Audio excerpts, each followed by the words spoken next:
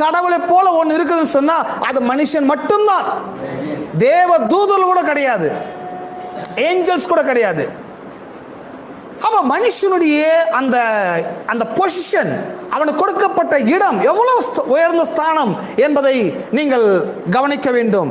Even the powerful and splendid angels were not created in the image of God.